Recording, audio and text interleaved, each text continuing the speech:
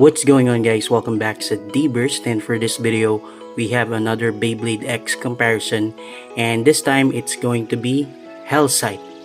So let's go. First part muna tayo, guys. We have yung blade, which is Hellsight, and this one is the Takara Tomy, and the other one is the bootleg or yung flame brand. So for this one, I think they have the same weight, I think, and same shape. But as you can see, the colors are, hindi sila magkaparehas. Sa pagka-red nito, mas darker yung red niya. Unlike dito, medyo, alam mo yung medyo pula lang. Yan yung kulay niya. And dun sa gitna, medyo hindi katulad siya ng original na pulang-pula. Kung titingnan nyo. But nagaya nila yung itsura ng bungo o yung skull. Ang naiba lang is yung itong nakasulat doon na Beyblade X. Tingnan nyo. So ilalapit ko na lang para makita nyo. There you go. So far yun lang naman. Tingnan natin yung likod. So may nakalagay na number 3 dito sa flame brand. But the other one, or yung Takara Tomy, D23 or D23 ang nakalagay.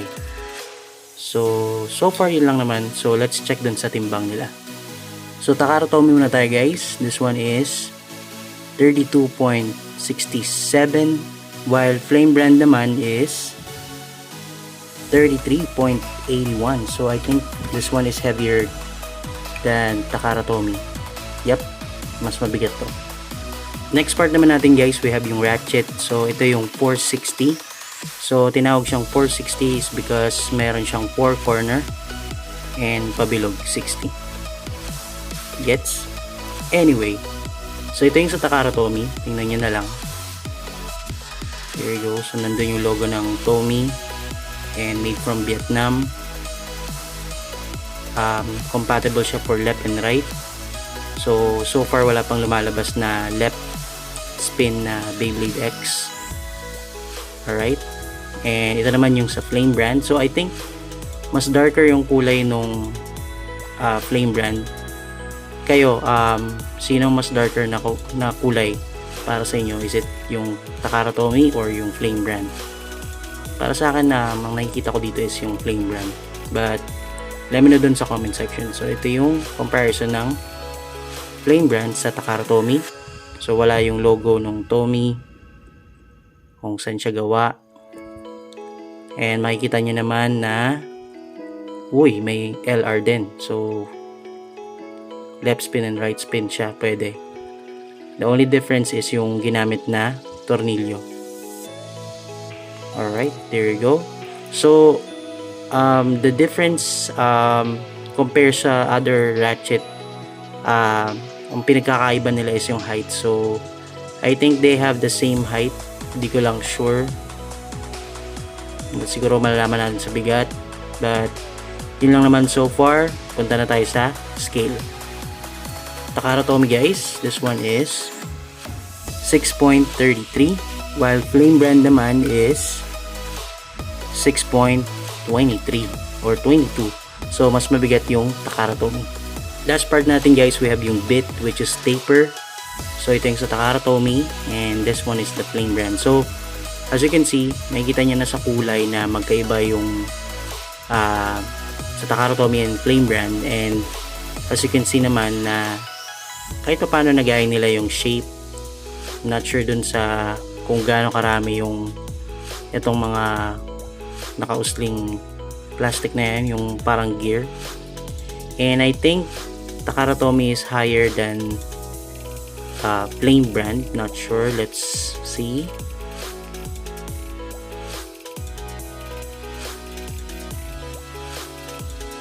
Hindi ko makita maayos. But I think, yep, medyo may kaliitan itong, hindi siya sobrang liit, but nakikita nyo naman yung difference. So ilapit ko konti. Ayan, medyo hindi nga pantay. Mas matangkad to ng kaunti. compare dito sa Flame Brand. So let's go na dun sa timbang. Takara Tomy muna tayo guys. This one it comes with 2.24 and this one is 1.86. So mas mabigat yung Takara Tomy na taper. Alright guys, so ito na yung parts ng ating health sight. So Takara Tomy yung nasa taas and Flame Brand naman yung nasa baba. So let me assemble this. So let's start with the Takara Tomy. So para ma-assemble to, kunin mo yung blade and yung ratchet. So i-align mo lang tong kulay puti na to dito sa blade na to. Ilagay mo ganyan. Then twist it to the left. So pag na-twist niya na yun, ibig sabihin nag-lock na yun. Alright. And then next yung bit. So pasok nyo lang ganyan hanggang sa pumasok na ng tuluyan. There you go. So ito yung itsura nung sa Takara Tomy. Alright, there you go. So let's go naman dun sa Flame Brand. So kunin lang din natin yung dalawang to. I-align natin tong puting to dito. Then same, ikot din natin or twist natin pa kaliwa. So pag i-unlock nyo, pa kanan naman. Medyo hindi ganun ka higpit yung lock na ito. But anyway, so lagay lang din natin or tusok lang natin yung bit dito. There you go. So ito na yung health sight ng Flame Brand. So pagtabihin natin, Takara Tomy, Flame Brand. Alright, there you go. So let me just get my scale to see kung sino ba ang mas mabigat dito, and para makapag-start na tayo ng test spin and test battle. So first, Takara Tomy na tayo guys. This one is 41.21 and Flame Brand, this one is 41.88. So mas mabigat ng kaonte itong Flame Brand. Oh, sa point sila nagkatalo. So 41-41, sa point lang talaga sila nagkatalo. So yun lang, let me know dun sa comment section kung sino mas bet nyo sa bigat, sa design, sa kulay, Flame Brand ba or Takara Tomy. And I think that's it. Let's go dun sa Stadium 4 test spin and test battle.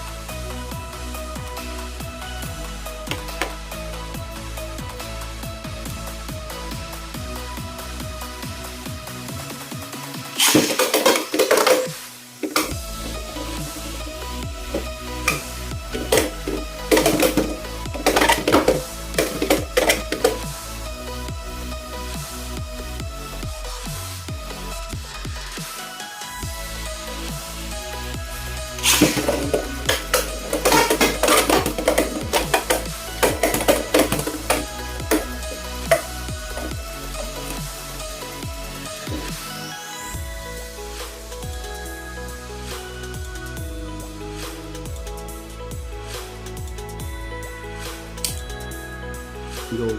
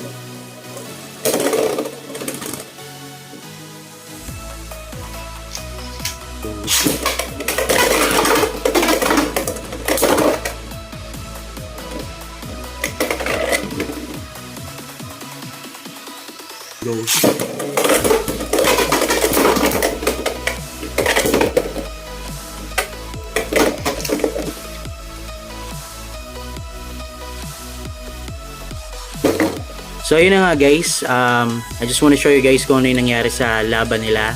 So let's start with Takara Tomy. So ito yung Hell Sight 460 na taper.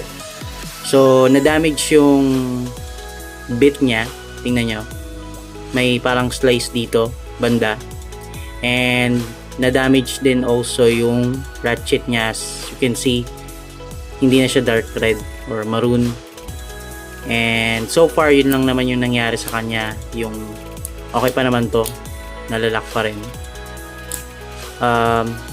Yeah, so far okay pa rin yung Takara Tomy.